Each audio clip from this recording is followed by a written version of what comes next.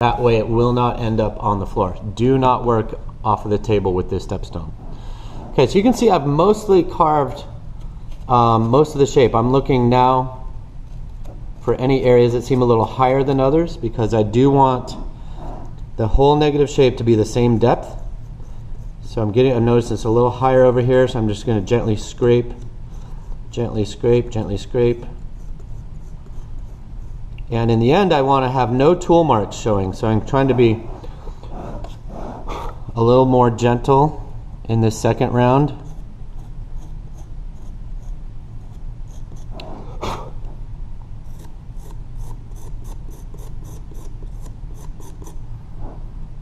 I'm going to go back in those corners later in a second to clean them up.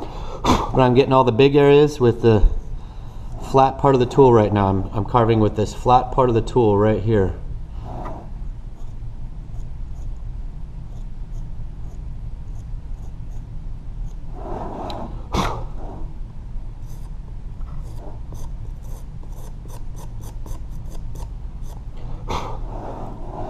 Okay, so I think I've got the big areas. Now I'm going to go in and get the tight spots. So in these tight spots, to get this cleaned up, first I'm going to make sure the cliff is nice and straight.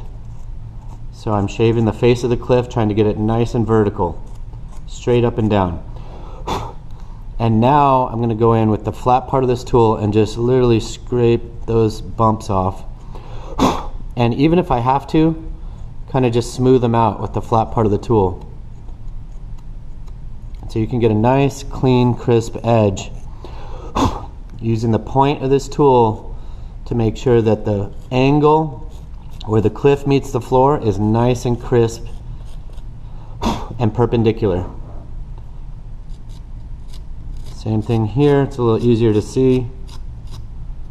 Reason we want these edges or these angles so crisp and clean is because that creates a really crisp shadow. You can see how easy it is to see this edge right here compared to over here where it's a little softer and rounder.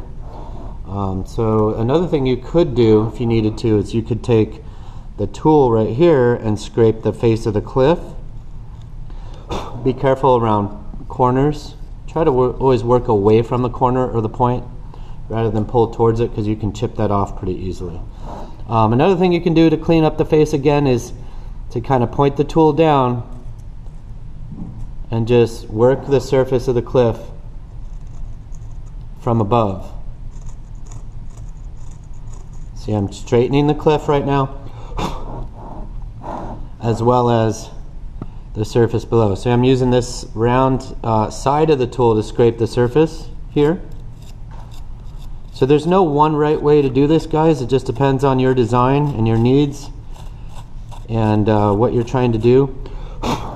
Everybody's design is a little different. Some of these designs are going to be a little easier to carve, and some are going to be a little bit more difficult.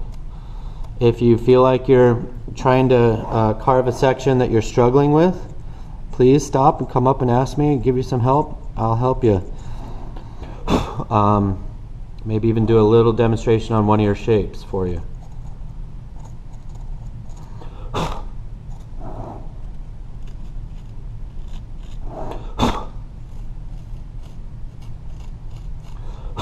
So maximum depth again. Remember, nothing deeper than that's exactly 1/8 of an inch right there, and you can see where that is on my fingernail. It's not quite the depth. It's about half the thickness of the. Let's see here.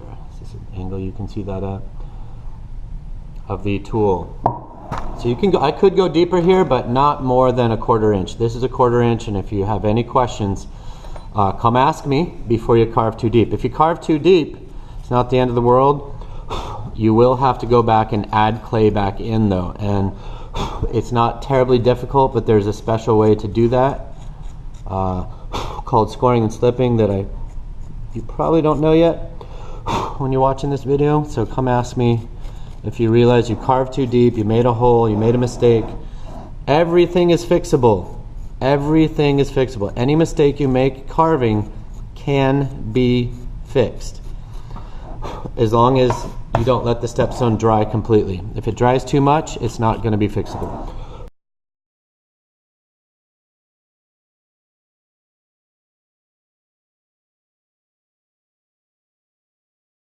So this is a difficult spot right here, and you're going to have some tight spots. See, this spot is too tight for the loop tool, so I'm having to do this all with the shovel end of the tool.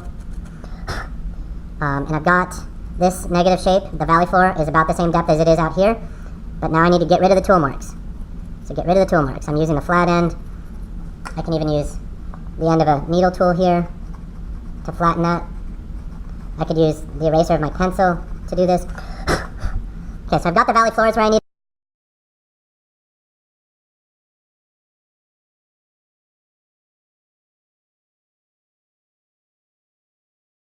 Out here at the edge, you want this edge to be as round as this edge was. So anytime you have a negative shape come to the edge, just let it kind of roll off the edge.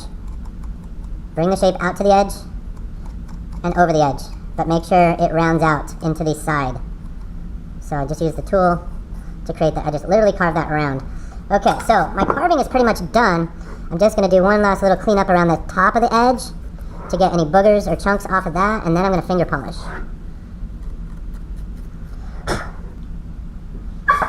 Okay, for finger polishing, I'm going to take a little bit of water on my hand. Okay, don't spray the stepstone itself. So get your finger a little wet, and I'm just going to start polishing any areas that I carved, because what we want is for the stepstone to look like it was born and grew this design right out of its surface, rather than had the design carved into it.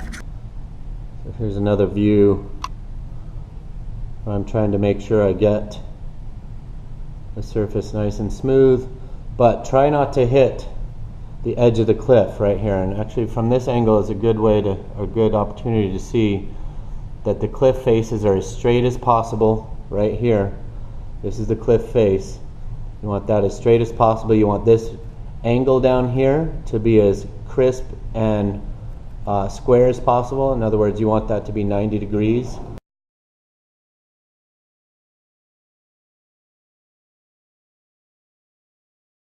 Be careful with the surface of the edge of the cliff.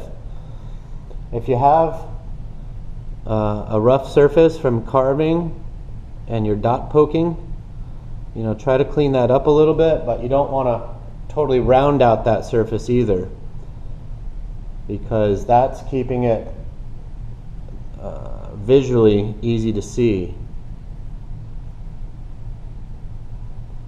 But the most important thing to keep crisp is the angle where the cliff face, this cliff face right here, meets the cliff floor or the valley floor. So again, plateau, cliff face, valley floor below. Okay, so finger polish will be the last step. Guys, I just demonstrated one little shape here. It's going to take you some time to get all your carving done, but you're going to carve out all of your shapes this way. And like I said, the steps are: first, rough carving; second step, level the valley floors, make sure the negative shapes are all the same depth, okay? Shave off any tops of mountains, fill in any deep holes that you need to. If you have to fill in some clay, come back and talk to me. I'll show you how to do that. Okay guys, that's how we do this.